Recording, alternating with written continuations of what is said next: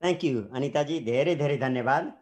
र यो जुम संवादमा सहभागी हुन पाउँदा म निकै खुसी छु र मलाई यो कार्यक्रममा निम्त्याउनु हुने मेरा अनन्य मित्र, मैले धेरै सम्मान गर्ने विकासविद र समाजशास्त्री डाक्टर गणेश गुरुङ ज्यूलाई चाहिँ म धेरै धन्यवाद दिन चाहन्छु।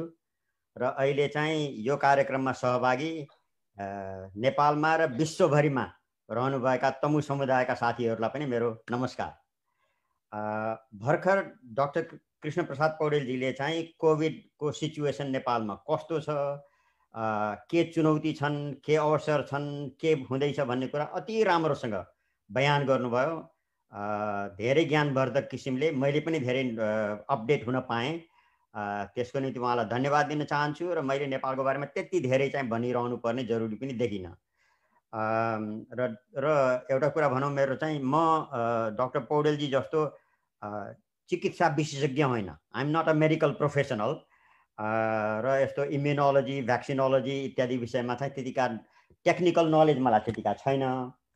तर संयुक्त राष्ट्रसङ्घको सेवामा लामो समयसम्म चाहिँ युनिसेफमा कार्यरत भएको र युनिसेफमा मैले काम गर्दाखेरि चाहिँ विश्व स्वास्थ्य सङ्घ WHO पनि निकै नजिकबाट सहकार्य गर्नुपर्ने, अलि नीति निर्धारण र व्यवस्थापनको क्षेत्रमा भएको अनुभवको आधारमा म जेनरलिस्ट, स्पेसलिस्ट होइन कि जेनरलिस्टको रूपमा चाहिँ आफ्नो केही प्रस्तुतिहरू राख्न चाहन्छु। अनि डाक्टर गणेश गुरुङले मलाई भन्नुभएको थियो यो संवादमा मैले आफूले जाने बुझेका र भएका कुरामा, जस्तो vaccine diplomacy, vaccine politics, importance of vaccine, global system कस्तो छ भ्याक्सिनको, र त्यो बारेमा चाहिँ अलि प्रकाश पार्न भन्नुभएको थियो। त्यसकारणले म अलिकति चाहिँ विश्वव्यापी रूपमा खोपको कसरी प्रादुर्भाव भयो, खोप कसरी विकास भए, कसरी विस्तार भए भन्ने कुराबाट चाहिँ सुरु गर्न चाहन्छु। मानव स्वास्थ्यको क्षेत्रमा इतिहासमै सबभन्दा ठुलो सकारात्मक र क्रान्तिकारी परिवर्तन ल्याउनमा चाहिँ खोपको ठुलो रोल छ। हजारौं वर्षको मानव इतिहासमा अनेक किसिमका रोग, व्याधि, महामारीहरू आए। ती रोगले चाहिँ संसारमा लाखौं करोडौं मान्छे चाहिँ अकालमा मरे अथवा अस्वस्थ भए अथवा अपाङ्ग भएर चाहिँ दुःख पाएर चाहिँ जीवन बिताउन हामी बाध्य थिए। हाम्रा बाजे बराजु पुर्खाहरू चाहिँ त्यस्तो थियो। त्यस्ता रोग व्याधिको र महामारीहरूको सामना गर्न हाम्रा अग्रजहरूले, हाम्रा पुराना पुस्ताका दाजु बुवा, हजुरबुवा इत्यादि आमाहरूले चाहिँ के गर्नुहुन्थ्यो भन्दाखेरि उहाँहरूले को उपाय नै केही थिएन। धामी झाँक्रीको सहारा लिने, झारफुक गर्ने, केही मात्रामा पहिलेदेखि नै हाम्रो पूर्वीय संसारमा चाहिँ आयुर्वेदिक औषधिहरू थिए, तिनीहरूको चाहिँ उपचार गर्ने गर्नुहुन्थ्यो।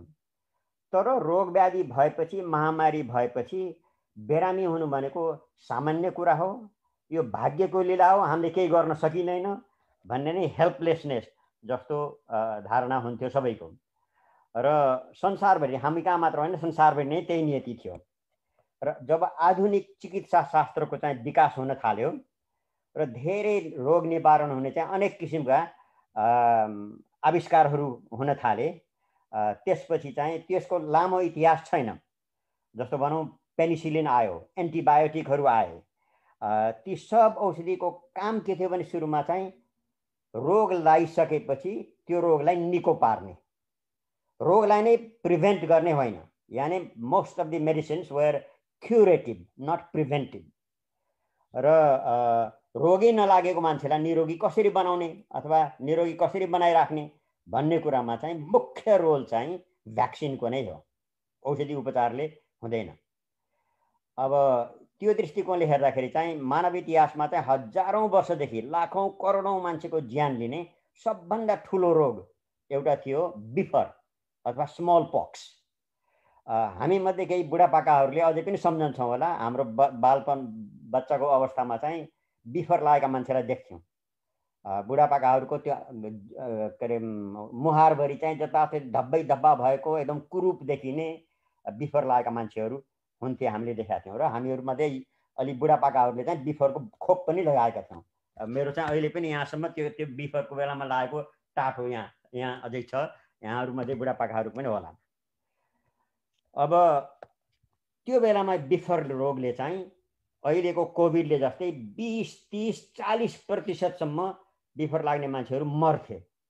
र 1950s को बेलासम्म हामीहरू अलि बुढापाकाहरू जन्मने बेलासम्म चाहिँ त संसारमै वर्षको 5-6 मिलियन मान्छेहरू चाहिँ संसारमा चाहिँ बिफरबाट मर्ने गर्थे। र बिफरको को बिरामीले चाहिँ त कति सभ्यता नै ध्वस्त भएका थिए। जस्तो सेन्ट्रल अमेरिकामा माया सिभिलाइजेसन, एजटेक सिभिलाइजेसन चाहिँ ध्वस्तै भएका थिए। अनि त्यस कारणले संसारमा सबभन्दा पहिले खोपको विकास पनि बिफरबाटै सुरु भयो। आजभन्दा करिब 225 वर्ष पहिले सन् 1796 मा चाहिँ बेलायती एउटा वैज्ञानिक थिए एडवर्ड जेनर भन्ने। उनले चाहिँ गाई गोरुमा पाउने एउटा फ्लुइड काउपक्स भन्छन्, त्यो काउपक्स चाहिँ एउटा 8 वर्षको बच्चालाई चाहिँ इन्जेक्ट गरे। त्यसको 6-7 हप्तापछि चाहिँ त्यसलाई चाहिँ स्मल पक्ससँग एक्सपोज गराए, बिरामी हुन्छ कि हुँदैन भनेर। त्यो बच्चा बिरामी भएन। अनि त्यसपछि अरू 8, 10, 20 बच्चा बच्चीहरूलाई चाहिँ उनले त्यो काउपक्सको फ्लुइड लगाइदिए र फेरि जाँच गर्दाखेरि उनीहरूलाई पनि रोग लागेन। भनाइको मतलब ओहो यो त भ्याक्सिन नै भयो, रोग लाग्नै नदिने रहेछ भनेर त्यसरी चाहिँ स्मल पक्सको चाहिँ सबभन्दा पुरानो भ्याक्सिन चाहिँ आविष्कार भएको थियो। अनि त्यो जेनरको भ्याक्सिन भन्थे त्यो बेलामा। त्यो चाहिँ लगाउने लहर चाहिँ खास गरेर बेलायतमा चाहिँ बढ्दै गयो र त्यो आविष्कार भएको करिब 60 वर्ष जतिपछि 1857 तिर चाहिँ बेलायतमा स्मल पक्स भ्याक्सिन कम्पलसरीली सबैले लाउनुपर्छ भन्ने चलन आयो। र त्यसपछि क्रमशः चाहिँ बेलायतमा चाहिँ स्मल पक्सको सङ्ख्या चाहिँ हत्तै घटेर गयो र अरू देशमा युरोपतिर पनि स्मल पक्स लगाउने चलन आयो र पहिलो भ्याक्सिन चाहिँ संसारमा त्यो थियो, प्रभावकारी भ्याक्सिन। अनि दोस्रो विश्वयुद्धपछि चाहिँ संसारमा विश्व स्वास्थ्य सङ्घको स्थापना भयो। विश्व स्वास्थ्य सङ्घको स्थापना भएपछि चाहिँ एउटा पहिलो अभियान नै उसले लागू गरेको संसारबाट नै। त्यसैले त धनी धनी देश युरोपमा मात्र लाउँथे त्यो स्मल पक्सको भ्याक्सिन। अब यो रोगलाई चाहिँ संसारभरिबाट नै निर्मूल पालौँ भनेर चाहिँ पहिलो ठुलो अभियान चाहिँ WHO ले चाहिँ स्मल पक्स इराडिकेसनबाट सुरु गरेको थियो र त्यो कार्यक्रम चाहिँ सफल पनि भयो र 1979 मा आएर संसारबाटै बिफर उन्मूलन भयो। त्यसकारणले अहिलेको नयाँ पुस्ताका हाम्रा दाजुभाइ दिदीबहिनीलाई स्मल पक्स भन्ने थाहा पनि छैन, हराएर गयो। मानव इतिहासमा पहिलो पटक एउटा ठुलो अभियान भएर रोग पूर्ण रूपमा निर्मूल भएको एउटा स्मल पक्स छ, जो चाहिँ सबभन्दा भयानक रोग थियो। अब त्यसपछि स्मल पक्सको भ्याक्सिन आविष्कार भएपछि क्रमशः अरू भ्याक्सिन पनि उत्पादन हुन थाले। करिब स्मल पक्स भ्याक्सिन आविष्कार भएको करिब 90 वर्षपछि 1885 मा एकजना फ्रान्सको बायोलोजिस्ट लुई पास्टर भन्ने थिए। उनले चाहिँ अर्को एउटा खोपको आविष्कार गरे, रेबिज र एन्थ्राक्सको विरुद्ध, जो हाम्रो कुकुरले टोक्ने, एनिमलहरू टोक्ने हुन्छ नि, त्यसको विरुद्ध भ्याक्सिन पत्ता लगाए। त्यसपछि झन् 20th सेन्चुरीमा आएर त नयाँ नयाँ भ्याक्सिन पत्ता लगाए। 1914 मा चाहिँ हुपिङ कफ भनेको लहरे खोकी भन्छन् हामीहरूका, त्यसको विरुद्धको चाहिँ भ्याक्सिन आविष्कार भयो। 1921 मा आएर क्षय रोगको विरुद्ध, ट्युबरकुलोसिसको विरुद्ध चाहिँ BCG भ्याक्सिनको आविष्कार भयो। 1926 मा डिफ्थेरियाको, अनि त्यसपछि टेटानसको, अनि त्यसपछि इन्फ्लुएन्जाको चाहिँ आविष्कार हुँदै गयो।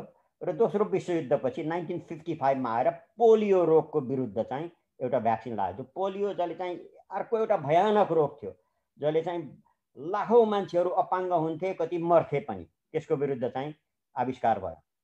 अनि 1960 मा आएर चाहिँ आजभोलि हामीले चिनेका रोगहरू दादुरा होइन, मिजल्स, मम्प्स, रुबेला।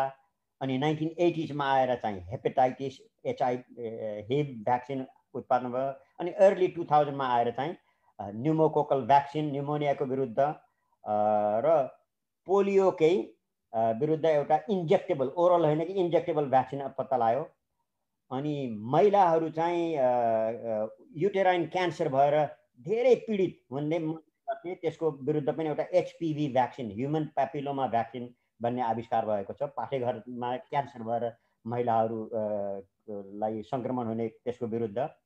र अनि अरू एडल्ट भ्याक्सिन पनि धेरै जसो भ्याक्सिन त चाइल्डहुड भ्याक्सिन हुन्। अब अहिले एडल्ट भ्याक्सिन पनि आविष्कार हुँदैछन्। जस्तो एउटा सिङ्गल्स भन्ने एउटा नयाँ भ्याक्सिन आएको छ, त्यो चाहिँ यो मान्द्रे रोग लाग्ने पछाडि टाटापाटाहरू लाग्ने मान्छेहरूलाई त्यसको विरुद्ध पनि आएको छ।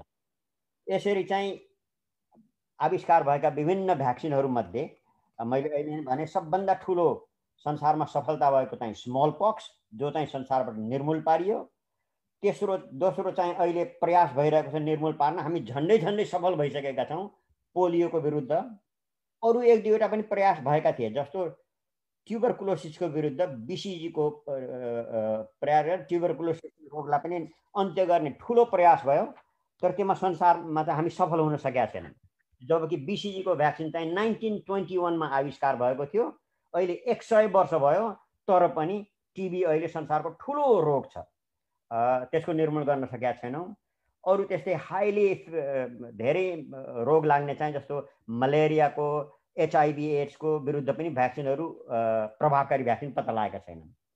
जहाँसम्म चाइल्डहुड भ्याक्सिनको कुरा छ, तिनीहरू चाहिँ त 20th सेन्चुरीमा आएपछि क्रमशः धनी देशमा जताततै फैलिँदै गए र त्यहाँ चाहिँ बालबालिकाको मृत्युदर पनि घट्दै गयो। तर स्मल पक्स बाहेक अरू भ्याक्सिनहरू हामी जस्ता गरिब देशहरूमा चाहिँ आउन सकेका थिएनन्। अन्टिल द 1980 मा आएर WHO र युनिसेफ यो क्षेत्रमा धेरै सक्रिय भए। र युनिसेफमा खास गरेर जुन संस्थामा म काम गर्थेँ, त्यसमा हाम्रो एउटा नयाँ एक्जिक्युटिभ डाइरेक्टर आउनुभएको थियो, जिम ग्रान्ट भन्ने। जिम ग्रान्ट भन्ने मान्छे असाध्यै चमत्कारिक पर्सनालिटी भएको, very dynamic, very charismatic, very daring खालको एकदम आँटिलो मान्छे हुनुहुन्थ्यो। उहाँले के भन्न थाल्नुभयो भनेदेखि, ओहो अहिले चाहिँ धनी देशमा चाहिँ खोपको कारणले गर्दाखेरि बच्चा बच्ची मर्ने दर चाहिँ धेरै घटेर गयो, तर गरिब देशहरूमा चाहिँ त्यो बेलामा दिनको 44,000 व्यक्तिहरू मर्थे, बालबच्चाहरू, माने वर्षको 15-16 मिलियन मर्थे। किन मर्थे तिनीहरू भन्दाखेरि धेरै जसो चाहिँ सिम्पल कुराहरू, भ्याक्सिन नपाएर, डायरियाले मर्ने, ओरल रिहाइड्रेसन थेरापी नपाएर, जुन कुराको निम्ति ठुला ठुला अस्पतालहरू चाहिँदैन, साधारण सस्तो किसिमले गर्न सक्ने कुरा पनि नभएर चाहिँ बालबालिका मरेका थिए। यो चाहिँ अमान्य छ, यो चाहिँ असभ्य हो। मानव जातिले यस्तो कुरालाई स्वीकार गर्नु हुँदैन। यस्ता सस्तोमा पाइने, संसार धनी देशमा पाइएका चाहिँ गरिब मुलुकमा पनि हामीले उपलब्ध गराउनुपर्छ भनेर एउटा ठुलो चाइल्ड सर्भाइभल क्याम्पेन नै गराउनु भयो उहाँले चाहिँ विश्वभरि। त्यसमा चाहिँ मेरो पनि सौभाग्य थियो, उहाँसँग नजिकै भएर मैले काम गर्न पाएँ, युनिसेफ, WHO इत्यादि मिलेर। र त्यो गर्दाखेरि चाहिँ अब WHO ले हुन त 1978 मा आल्मा आटा कन्फरेन्स भन्ने भएको थियो, ठुलो स्वास्थ्य सम्बन्धी। र त्यो बेलामा नै विश्वभरि एउटा एक्सप्यान्डेड प्रोग्राम अफ इम्युनाइजेसन लागू गर्नुपर्छ भनेका थिए, तर त्यो धीमा गतिले गइरहेको थियो, त्यति छिटो छिटो प्रगति भएको थिएन। जिम ग्रान्टले, युनिसेफको हेड भएको छ, उनले भने यो धीमा गतिले भएन, अब हामीले अब वर्षको 1%, 2%, 3% प्रगति गरेर हुँदैन। 1980 मा उहाँले भन्नुभयो, अब 1980 को लिने हो भने 1980 को सुरुतिर चाहिँ नेपालमा सायद 10% जति बच्चा बच्चीलाई भ्याक्सिन दिइन्थ्यो। गरिब मुलुकहरूमा चाहिँ धेरै जसो त्यही 10-15% मा मात्र भ्याक्सिन थियो। यो 10-15% बाट एकैचोटि 60, 70, 80% किन पुर्याउन सकिन्न, किन यो दशकौं कुर्नुपर्छ भनेर चाहिँ ठुलो अभियान सुरु गर्नुभयो। र त्यो अभियानले चाहिँ धेरै नै प्रभाव पार्यो। अनि त्यो अभियान सुरु गर्ने बेलामा ठुलै चुनौतीहरू आएका थिए।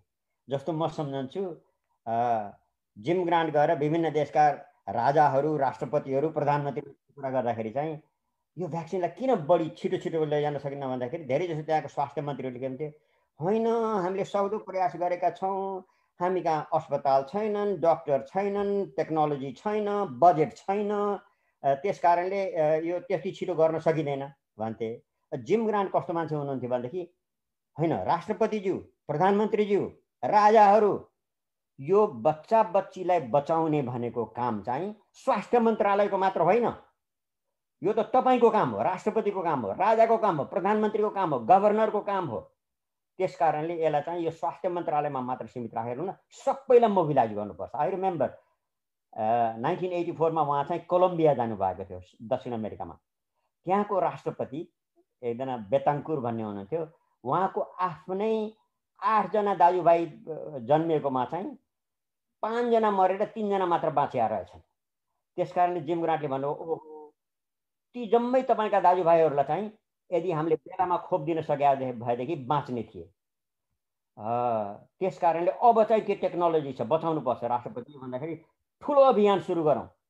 तपाईँको देशमा अहिले 15% चाहिँ कभरेज छ, यसलाई चाहिँ 80% मा लैजानु पर्यो 2-4 वर्षमा भन्दाखेरि राष्ट्रपतिले चाहिँ स्वास्थ्य मन्त्रीलाई डाकेछन्। स्वास्थ्य मन्त्रीलाई, स्वास्थ्य मन्त्रीज्यू गर्न सकिन्छ भन्दाखेरि स्वास्थ्य मन्त्रीले भने सकिँदैन राष्ट्रपतिज्यू, हामी कहाँ साधनै छैन, डक्टरै छैनन्, अस्पताल नै छैनन्, बजेट नै छैन भनेर भनेपछि चाहिँ अनि त्यो राष्ट्रपतिले जिम ग्रान्टलाई हेरेर के गरौँ त, अब स्वास्थ्य मन्त्री त सकिन्न भन्नुहुन्छ भन्दाखेरि त्यही बेलामा हो जिम ग्रान्टले भने चाहिँ हो स्वास्थ्य मन्त्रीले भनेको कुरा ठिक हो, तर अब यो स्वास्थ्य मन्त्रालय मात्र सीमित राख्नुहुन्न, राष्ट्रपति तपाईँले गर्नु पर्यो। तपाईँका गभर्नरहरूलाई, पुलिसका चिफलाई, आर्मीका चिफलाई लगाउनुहोस्। यहाँ चाहिँ गाउँ गाउँमा पुग्ने अस्पताल त छैनन्, के छन् त गाउँ गाउँमा भन्दा गाउँ गाउँमा पुग्ने चाहिँ चर्चहरू छन्। अहिले चर्चहरू इन्भल्भ भएका छन् कि छैनन्? छैनन्। ल अब हामीले यस्तो व्यापक खोप कार्यक्रम सुरु गरौँ र त्यसमा चाहिँ सबै चर्चहरूलाई इन्भल्भ गरौँ भनेर चाहिँ हरेक सन्डे चाहिँ प्रिस्टहरूले चाहिँ ल पर्सि एउटा भ्याक्सिनेसन क्याम्पेन हुँदैछ, सारा बच्चा बच्चीलाई ल्याएर भ्याक्सिन गराउनु पर्छ भनेर अभियान गराए। अब त्यहाँ स्वास्थ्य मन्त्रालयले त्यहाँसम्म पुर्याउन सक्दैन भ्याक्सिनहरूलाई। ल तपाईँको पुलिस छ, पुलिसलाई लगाउनुहोस्, टिचरलाई लगाउनुहोस्, आर्मीलाई लगाउनुहोस् भनेर भ्याक्सिनहरू गाउँ गाउँमा पुर्याएर चाहिँ व्यापक गरेर चाहिँ कोलम्बियामा एउटा ठुलो भ्याक्सिनेसन क्याम्पेन भयो। त्यहाँ सफल भएपछि त्यहाँबाट उहाँ चाहिँ टर्कीमा जानुभयो, अनि अफ्रिकामा जानुभयो, अनि भन्नुभयो कोलम्बियामा सकियो भने तपाईँहरू कहाँ किन गर्न सकिन्न भनेर चाहिँ प्रसार गर्दै चाहिँ त्यसरी चाहिँ व्यापक रूपमा रिसोर्स पनि मोबिलाइज गरेर भ्याक्सिनलाई पनि उपलब्ध गराएपछि चाहिँ संसारभरि नै 1990 मा पुग्दाखेरि त्यो 10% जतिको जो भ्याक्सिनको एभरेज थियो त्यो चाहिँ 70% अफ्रिकामा पुग्यो, झन्डै 80% चाहिँ एसियामा पुग्यो, चाइनामा 90% पुग्यो। त्यस्तो चाहिँ एकदम ठुलो प्रचार गर्यो। नेपालमा पनि झन्डै 80% जति पुगेको थियो। त्यसकारणले यो संसारको चाहिँ पिस टाइमको लार्जेस्ट मोबिलाइजेसन, लडाइँमा जसरी मान्छेलाई मोबिलाइज गर्छन् त्यस्तै किसिमले मोबिलाइज गरेर सफल भएको थियो। अब त्यसपछि चाहिँ अब बाल मृत्यु दर पनि घटेर आयो, महिलाहरूको स्वास्थ्यमा पनि विकास हुँदै गयो र त्यसपछि चाहिँ अब युनिभर्सल भ्याक्सिनेसन गरेर 90% 100% पुर्याउनु पर्छ भन्ने अभियान चलेको थियो। तर मिड 1990s मा 95 मा चाहिँ जिम ग्रान्ट बित्नु भयो। त्यसपछि अफ्रिकामा चाहिँ HIV एड्सको ठुलो प्रकोप आयो। त्यसले गर्दाखेरि ध्यान अर्कातिर केन्द्रित भयो, लडाइँहरू भए र अलि अर्ली 2000 मा चाहिँ विकासको गति चाहिँ अलि घट्न थाल्यो, इम्युनाइजेसनको गति। त्यही बेलामा 2000 तिर चाहिँ बिल गेट्सको उदय भयो। बिल गेट्स चाहिँ त्यो बेलामा माइक्रोसफ्टका संस्थापक, एकदम टेक्नोलोजिकल विच किड, संसारको सबभन्दा धनी व्यक्ति भइसकेका थिए। अनि उनलाई चाहिँ यस्ता भ्याक्सिन कुरामा चाख थिएन त्यो बेलामा। उनी चाहिँ त टेक्नोलोजी नै विकास गर्न चाहन्थे। तर उनको एकजना सल्लाहकार थिए बिल फेगी भन्ने, डाक्टर बिल फेगी, जुन व्यक्ति चाहिँ एउटा मेरो साथी पनि हुन्, अहिले बुढो भइसक्नु भयो, एमरी युनिभर्सिटीमा पढाउनुहुन्छ। जिमी कार्टर राष्ट्रपति हुँदाखेरि जिमी कार्टरको साइन्टिफिक एडभाइजर हुनुहुन्थ्यो र स्मल पक्स इराडिकेसन क्याम्पेनमा चाहिँ ठुलो एक्टिभ भएको मान्छे। उहाँले बिल गेट्सलाई बिल तिमीले यो किताब पढ त भने बिल गेट्सलाई खुब किताब पढ्न मन लाग्यो। एउटा 2002 मा चाहिँ एउटा वर्ल्ड ब्याङ्कको वर्ल्ड डेभलपमेन्ट रिपोर्ट आएको थियो जो हेल्थमा केन्द्रित।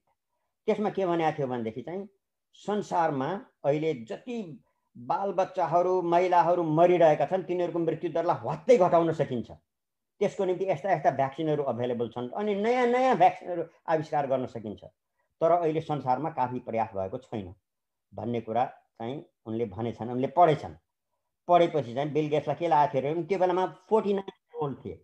उनलाई के लाग्यो भनेदेखि म चाहिँ त माइक्रोसफ्टको चेयर यत्रो आविष्कार गर्दैछु, अब बाँकी 14-15 वर्ष चाहिँ म यही क्षेत्रमा लाग्छु, अनि 65 वर्ष भएपछि म परोपकारको काममा लाग्छु भन्ने सोचेर रहेछन्। तर त्यो किताब पढेपछि उनलाई के भएछ भनेदेखि ओहो यत्रो गर्न सकिने रहेछ संसारका मान्छेलाई बचाउन सक्ने, म चाहिँ यो आविष्कार मात्र गरेर किन बस्ने, मैले चाहिँ त अहिले नै यो जागिर छोडेर अब मेरो माइक्रोसफ्टमा काम गर्ने अरू योग्य मान्छेहरू छन् तर यो क्षेत्रमा कसैले काम गरेर हुन्छ म लाग्छु भनेर उनले चाहिँ जागिरै छोडेर माइक्रोसफ्ट नै छोडेर एउटा इम्युनाइजेसनलाई प्रचार गर्ने काममा लागेर उनले चाहिँ गाभी भन्ने संस्था खडा गरे। त्यो गाभी भन्ने संस्था खडा गर्दाखेरि उनले अध्ययन गर्दा के गरे भने संसारमा इम्युनाइजेसन सबभन्दा बढी प्रचार प्रसार गर्ने संस्थाहरू चाहिँ त डब्ल्युएचओ र युनिसेफ थिए। डब्ल्युएचओ र युनिसेफलाई नै उनले सहायता दिएको भए हुन्थ्यो हैन। डब्ल्युएचओ र युनिसेफमा चाहिँ पैसाको सधैँभरि अभाव हुने हाहाकार। तर उनलाई के लाग्यो भनेदेखि चाहिँ डब्ल्युएचओ र युनिसेफको काम गर्ने तरिका सोच्दाखेरि अलि बढ्ता ब्युरोक्राटिक रहेछन्।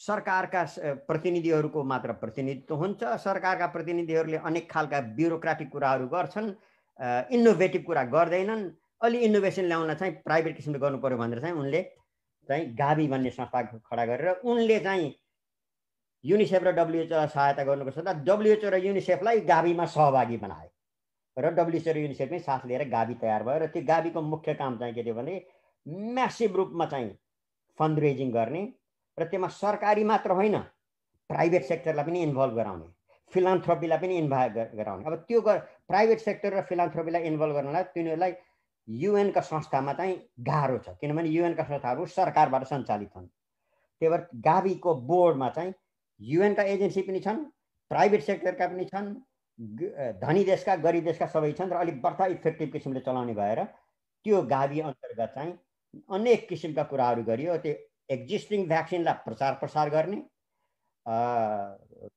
म्यासिभ रूपमा अनि नयाँ नयाँ भ्याक्सिनहरूलाई प्रसारण गर्ने। जस्तो त्यो बेलामा भर्खर चाहिँ डाक्टर साहबले भन्नुभयो न्युमोकोकल भ्याक्सिन आएको थियो, धनी देशमा युज गर्न लागिसकेका थिए, गरिब देशमा गर्न नसकिने किनभने एकदम महँगो थियो। त्यो एउटा न्युमोकोकल भ्याक्सिनलाई चाहिँ $50-60 लाग्थ्यो, गरिब देशले त युज गर्न सक्दैनन्।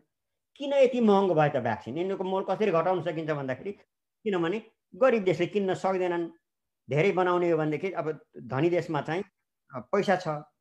त्यही भएर गाभीले के गर्यो भने अब हामी के गर्छौँ भनेदेखि न्युमोकोकल भ्याक्सिन बनाउने ग्लाक्सो स्मिथ क्लाइन र फाइजर कम्पनी थिए, ल तपाईँहरूले चाहिँ म्यासिभ रूपमा करोडौँ चाहिँ भ्याक्सिन बनाउनुहोस्, हामी किन्ने ग्यारेन्टी गर्छौँ, धन्दा नमान्नुहोस् तपाईँहरूको बिक्री हुन्छ भनेर एउटा एएमसी भन्थे, एडभान्स मार्केट कमिटमेन्ट गरेर पैसा उठाए।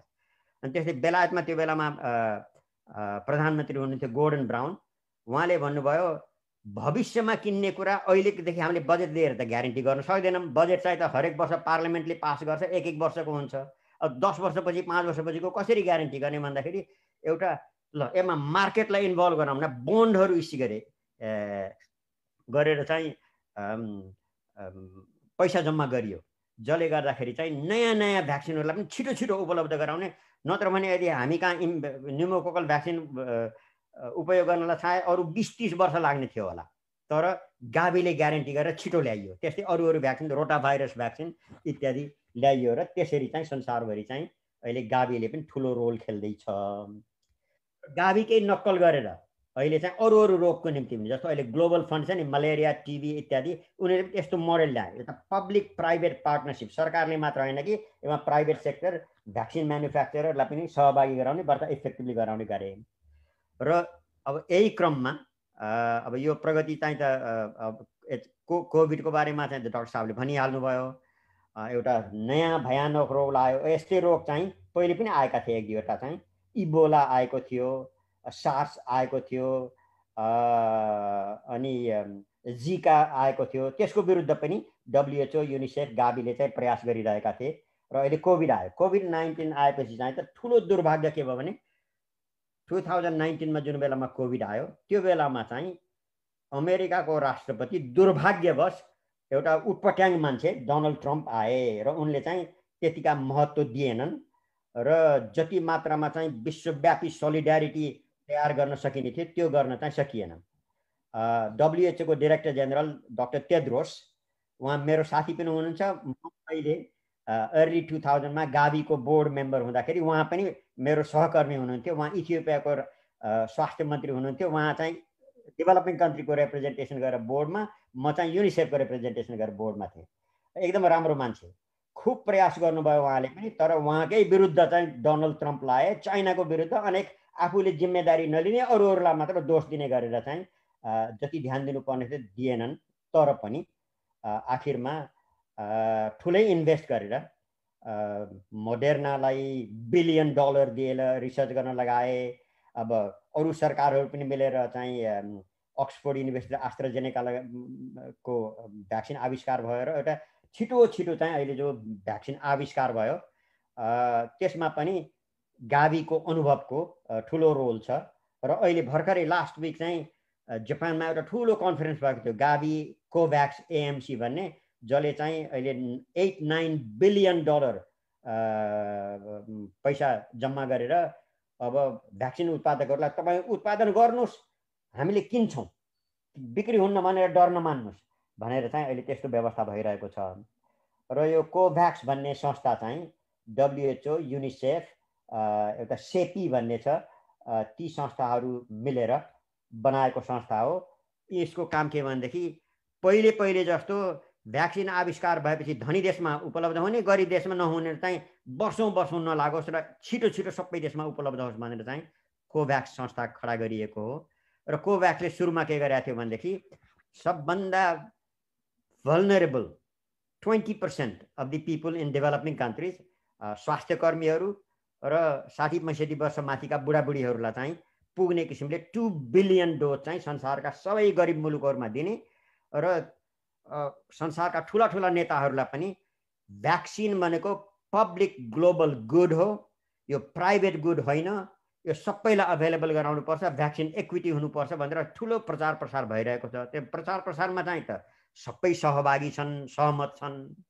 तर अनफर्चुनेटली जब भ्याक्सिन उत्पादन हुन लागेपछि धनी देशहरूले चाहिँ भन्दाखेरि चाहिँ सबैलाई समान रूपमा उपलब्ध हुनुपर्छ भन्ने, तर उनीहरूले गएर धमाधम चाहिँ आफै किनेर चाहिँ धेरै भ्याक्सिन चाहिँ रिजर्भ गरेर राखेका छन्। र अहिले धनी देशमा चाहिँ भ्याक्सिन व्यापक फैलिरहेको छ र उनीहरूलाई चाहिने भन्दा बढ्ता भ्याक्सिन पनि उनीहरूले थुपारेर राखेका छन्। कथम कदाचित पछि अरूले थप चाहिन्छ कि भनेर, अथवा पहिले बुढाबुढीलाई मात्र होइन, अब यङ्गर एजलाई पनि, अब पहिले 60 वर्ष माथिका, त्यसपछि अब 40 वर्ष माथिका, अब अहिले 18 वर्ष माथिका, अहिले त अमेरिकामा अरू देशमा आएर 12 वर्ष माथिका बच्चालाई पनि दिने। त्यही भएर उनले भ्याक्सिन राखिरहेछन्। गरिब मुलुकमा चाहिँ भ्याक्सिन अभाइलेबल छैन र भ्याक्सिनको सर्टेज नै छ।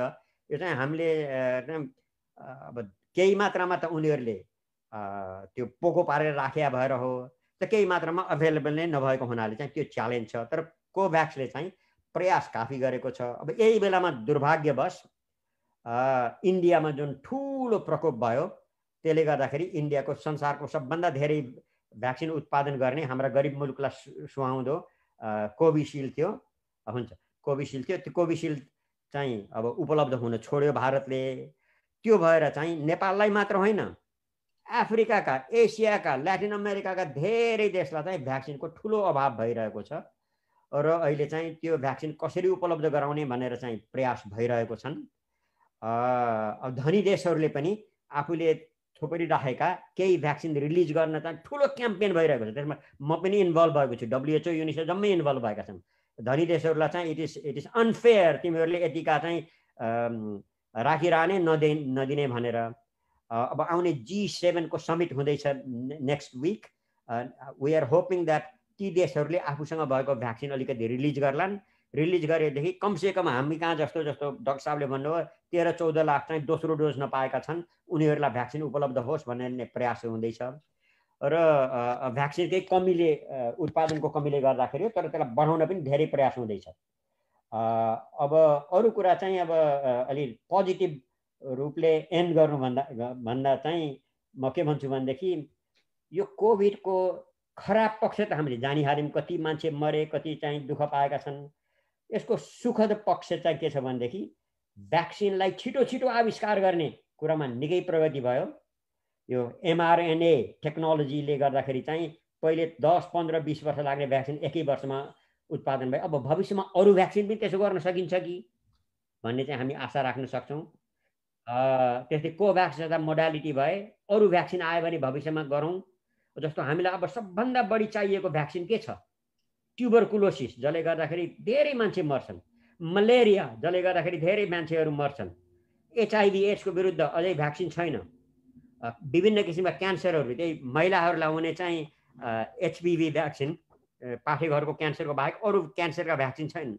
ती भ्याक्सिनको आविष्कार गर्नु छ र अहिले कोभिडको भ्याक्सिनको आविष्कारको अनुभवले चाहिँ हामी सबैलाई प्रोत्साहन देला, नयाँ नयाँ कुरा पनि गर्न मिल्ला भन्ने चाहिँ हामी आशा राख्न सक्छौँ। यो कोभिडको चाहिँ पोजिटिभ इम्प्याक्ट चाहिँ अरू कुरामा पनि छिटो छिटो नयाँ भ्याक्सिन आविष्कार होस् र गरिब देशले पनि धनी देशले भन्दा चाहिँ धेरै लामो समय कुर्न नपरोस्। हुन त हामीलाई चाहिँ अहिले 6-7 महिना कुर्नु पर्दाखेरि ठुलो पीडा भएको छ, तर इतिहासमा चाहिँ त हामीले 20 वर्ष कुर्नु पर्थ्यो, धनी देशले पाएको 30 वर्ष कुर्नु पर्थ्यो। त्यो त छैन नि। अब कमसेकम बढीमा चाहिँ 6 महिना पर्ला, 1 वर्ष पर्ला, 1.5 वर्ष पर्ला, तर प्रगति हुँदैछ। यसबाट हामी आशावादी हुन सक्छौँ अहिले जतिसुकै पेन भए तापनि। र भ्याक्सिनको रोल चाहिँ भविष्यमा निकै बढी हुनेछ र नेपालले चाहिँ भ्याक्सिनको क्षेत्रमा राम्रो प्रगति गरेको छ। डाक्टर साहबले राम्रो खुसीको कुरा, अरू देशमा भ्याक्सिन हेजिटेन्सी भएर भ्याक्सिन पाउने देशमा भ्याक्सिन लिन चाहन्नन् मान्छे, नेपालमा सबैले भ्याक्सिन लिन चाहन्छन्। That's a good news. र त्यसको हामीले फाइदा लिँदै विश्वव्यापी कार्यक्रममा सहभागी भएर हामीले यसमा काम गर्नुपर्छ। म चाहिँ लङ टर्ममा चाहिँ निकै आशावादी छु। प्रचार चाहिँ निकै राम्रो भइरहेको छ। अहिले यति नै भनौँ, अरू चाहिँ छलफलको क्रममा कुरा गरौँला। ल, थ्याङ्क यू अल।